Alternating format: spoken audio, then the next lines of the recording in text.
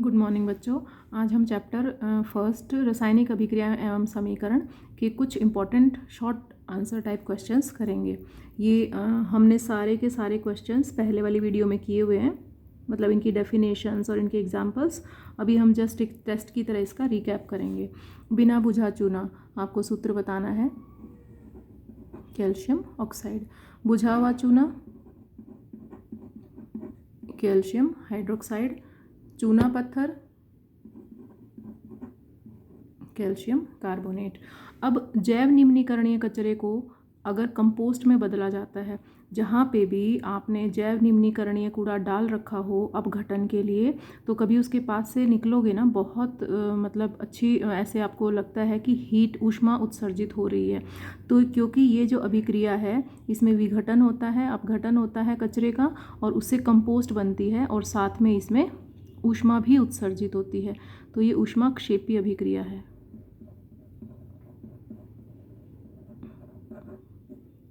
जिनमें ऊष्मा उत्सर्जित हो वो अभिक्रियाएं होती हैं ऊष्माक्षेपी, और जिनमें अवशोषित हो वो होती हैं ऊष्माशोषी। सिल्वर क्लोराइड जो कि श्वेत रंग का होता है, उसको अगर हम सूर्य की रोशनी में रख दें तो उसके रंग में क्या परिवर्तन होता है? वो ग्रे कलर का बन जाता है, या हिंदी में बोलेंगे धूसर रंग का हो जाता है। जब किसी वियोजन अभिक्रिया में ऊष्मा दी जाती है तो इसे क्या कहा जाता है? ऊष्मीय वियोजन या तापीय वियोजन, क्योंकि हम ऊष्मा दे रहे हैं, हीट दे रहे हैं। तापीय वियोजन या ऊष्मीय वियोजन। अब ब्लैक एंड वाइट फोटोग्राफी या शाम श्वेत फोटोग्राफी में किस अभिक्रिया का उपयोग होता है? ये भी हमने की हुई है रिएक्शंस पहले। सिल्वर क्लोराइड को सूर्य के प्रकाश में रखेंगे तो सिल्वर और क्लोरीन बन जाएगा। दूसरी अभिक्रिया है, हम साथ साथ संतुलित वाली ही लिख रहे हैं, ये भी सूर्य के प्रकाश की उपस्थिति में। तो इन दोनों अभिक्रियाओं का प्रयोग शाम श्वेत फोटोग्राफी या ब्लैक एंड वाइट फोटोग्राफी में किया जाता है। मैग्नीशियम रिबन को ऑक्सीजन की उपस्थिति में जलाने पर क्या बनता है? मैग्नीशियम ऑक्साइड बनता है, MgO। तांबे का संक्षारण होने पर उस पर कैसे रंग की परत जम जाती है? ये मैंने आपको क्लास में भी समझाया था कि जब हम तांबे के बर्तनों को बिल्कुल अच्छे से मांज के रख देते हैं, रखे भी किचन में, चाहे आप उनका प्रयोग ना करो, उस पर एक हरे रंग की परत बन जाती है, ठीक है ना, क्योंकि उसका नमी और वायु की उपस्थिति में संक्षारण हो जाता है, तो हरे रंग की परत बन जाती है। लोहे का संक्षारण होने पर लोहे के जो भी आपके उपकरण हैं, बर्तन हैं, उन पे आप आजकल के मौसम में खासकर जब वायुमंडल में, हमारे वातावरण में नमी ज़्यादा है, तब लाल भूरे रंग की परत जम जाती है। तो इसीलिए संक्षारण से बचाने के लिए हमें लोहे की जो वस्तुएं हैं उनको पेंट करके या ऑयल वगैरह लगा के रखना चाहिए। चिप्स के पैकेट में विकृत गंधिता को रोकने के लिए कौन सी गैस भरी जाती है और क्यों? ये भी हमने क्लास में डिस्कस किया था। नाइट्रोजन गैस भरी जाती है। और क्यों भरी जाती है? क्योंकि ये अक्रिय है, क्योंकि ये अक्रिय है, तो विकृत गंधिता से बचाती है। उसके बाद है एक समीकरण दी हुई है आपको, iron oxide plus aluminium, aluminium oxide plus iron. अब ये किस प्रकार की अभिक्रिया है? ये विस्थापन अभिक्रिया है, ठीक है ना। यहाँ से ऑक्सीजन विस्थापित होके एल्यूमिनियम के पास चला गया, तो कैसी अभिक्रिया का उदाहरण है ये? विस्थापन अभिक्रिया। ये आपका MCQs में दिया हुआ है, NCERT एक्सरसाइज के लास्ट में जो 4-5 क्वेश्चन हैं उन्हीं में से लिया है हमने।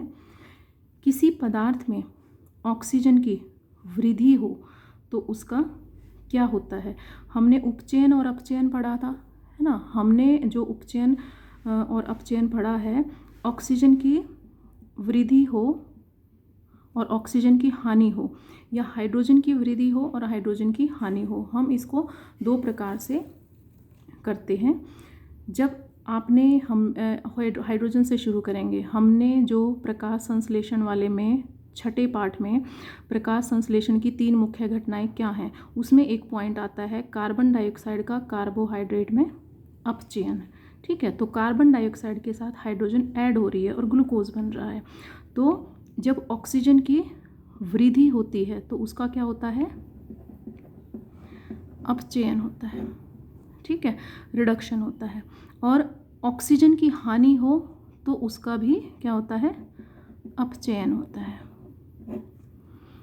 हाइड्रोजन की वृद्धि और ऑक्सीजन की हानि क्या हो जाएंगे हमारे, अपचयन, और हाइड्रोजन की हानि हो तो उसका उपचयन, और ऑक्सीजन की वृद्धि हो तो वो भी क्या होगा, उपचयन। तो उपचयन में क्या होता है, आप इसको इकट्ठा भी बता सकते हो, ऑक्सीजन की वृद्धि होती है और हाइड्रोजन की हानि, ठीक है। और जो अपचयन है उसमें ऑक्सीजन की हानि और हाइड्रोजन की वृद्धि। अब इसको आपकी बुक में हालांकि दिया नहीं है, इलेक्ट्रॉन का गेन और लॉस, इलेक्ट्रॉन की हानि या इलेक्ट्रॉन की वृद्धि। अगर वो भी मैं बता देती हूँ, अगर इलेक्ट्रॉन की वृद्धि हो तो अपचयन और इलेक्ट्रॉन की हानि हो तो उपचयन। तो ये हमारे नेक्स्ट क्वेश्चन पे आ जाते हैं। अब हम जो हम सफ़ेदी करते हैं घरों में, है ना, उस सफ़ेदी करने में किस पदार्थ का प्रयोग होता है, कैल्शियम ऑक्साइड का प्रयोग होता है। अब अगर किसी ने मतलब इसको प्रैक्टिकली करके देखा हो, अपने घर में सफ़ेदी होते हुए देखी हो, हम आजकल के जो केमिकल पेंट्स हैं उसकी बात नहीं कर रहे, हम नॉर्मल जो एक वाइट वॉश सफ़ेदी जो पहले होती थी घरों में उसकी बात कर रहे हैं। तो इसको जब हम पानी में मिलाते हैं, सफ़ेदी को एक बड़े से ड्रम में देखा होगा, उसको भिगो के रखते हैं पानी में, जब उसको डालते हैं ना, उस ड्रम को साइड से टच करके देखोगे ना तो ऐसे लगेगा कि वो गर्म हो रहा है, क्योंकि इस अभिक्रिया में ऊष्मा उत्सर्जित होती है, ठीक है। ये ऊष्माक्षेपी अभिक्रिया है। और बनता क्या है, इसे पानी में मिलाने पर होने वाली अभिक्रिया लिखो, ये अभिक्रिया होती है calcium oxide plus water H2O, calcium hydroxide बनता है, ठीक है, जिसको बुझा हुआ चूना भी कहते हैं।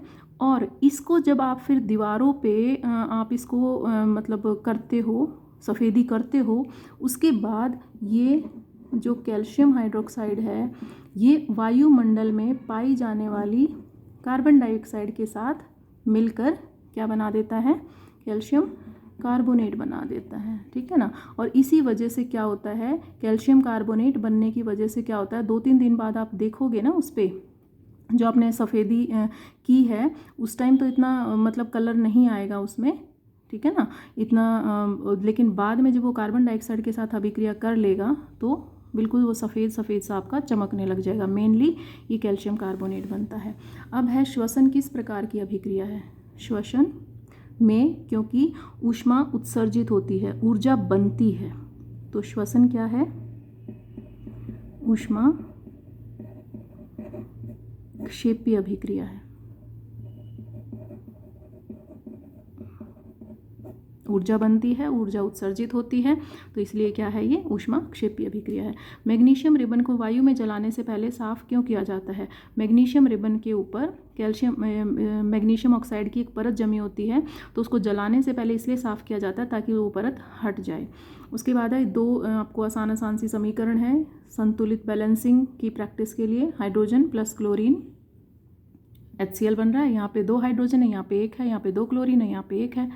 अगर हम यहाँ पे 2 लगा देते हैं तो हमारा दोनों साइड संतुलित हो गई है। अब है सोडियम की जल के साथ अभिक्रिया, सोडियम हाइड्रोक्साइड बन रहा है और हाइड्रोजन गैस निकल रही है। अब इसमें देखो क्या होगा, यहाँ पे सोडियम 1 है, यहाँ पे भी 1 है, हाइड्रोजन 2 है, यहाँ पे हाइड्रोजन 3 है, ठीक है। तो हम क्या करते हैं, बैलेंस करने के लिए ऑक्सीजन इधर 1 है, इधर भी 1 है, तो यहाँ पे हम 2 और 1 3, हम यहाँ पे 2 लगा देते हैं, ठीक है। अब हमारा देखते हैं, हाइड्रोजन हमारी हो गई यहाँ पे 4, यहाँ पे रह गई 3, ऑक्सीजन यहाँ पे हो गई 2, यहाँ पे 1 है, यहाँ पे 2 लगा देते हैं। अब देखते हैं, अब सोडियम यहाँ पे हो गई 2, तो इसके आगे 2 लगा देते हैं, ठीक है। अब दोबारा से चेक करते हैं, सोडियम यहाँ पे 2 है, यहाँ पे भी 2 है, हाइड्रोजन यहाँ पे 4 हो गई हैं हमारी, और यहाँ पे भी हाइड्रोजन 2 और 2 4 हो गई हैं, ऑक्सीजन यहाँ पे भी 2 हैं और यहाँ पे भी हमारी 2 हैं, ठीक है। अब है sodium sulphate plus barium chloride, barium sulphate और सोडियम क्लोराइड बन रहा है, ये किस प्रकार की अभिक्रिया है, ये 2 चीज़ें विस्थापित हो रही हैं, इसमें द्विविस्थापन अभिक्रिया है। और इसमें बेरियम सल्फेट का श्वेत रंग का अवक्षेप बनता है, तो ये अवक्षेपण अभिक्रिया भी है। अब अवक्षेप क्या होता है, अवक्षेप एक अघुलनशील लवण होता है। ये श्वेत अवक्षेप बन जाता है बेरियम सल्फेट का, जो पानी में ना अलग से दिखाई देता है, दही की तरह फटाफटा सा, घुलता नहीं है। ये सोडियम क्लोराइड साधारण नमक है, ये तो पानी में घुलेगा तो ये तो दिखाई नहीं देगा, लेकिन बेरियम सल्फेट का श्वेत रंग का अवक्षेप दिखाई देगा जब ये अभिक्रिया होगी। अवक्षेपण अभिक्रिया में क्या बनता है? अवक्षेप बनता है, और वो क्या होता है? वो अघुलनशील लवण होता है। आपके उसमें घुलेगा नहीं वो लिक्विड में, क्योंकि वो अघुलनशील लवण होता है। अब है लोहे के चूर्ण की तनु HCl के साथ अभिक्रिया में क्या उत्पाद बनते हैं? लोहे के चूर्ण हो गया Fe हमारा, उसकी डाइल्यूट HCl के साथ जब रिएक्शन होती है तो FeCl2 और हाइड्रोजन गैस उत्सर्जित हो जाती है। ठीक है, तो आयरन क्लोराइड बनेगा और हाइड्रोजन गैस निकलेगी। ये अभिक्रिया होती है। आप इसको भी संतुलित कर लेना, प्रैक्टिस हो जाएगी आपकी। उसके बाद है जिन अभिक्रियाओं में ऊष्मा अवशोषित होती है उन्हें क्या कहा जाता है? ये तो बहुत ही आसान है, ऊष्माशोषी अभिक्रियाएं।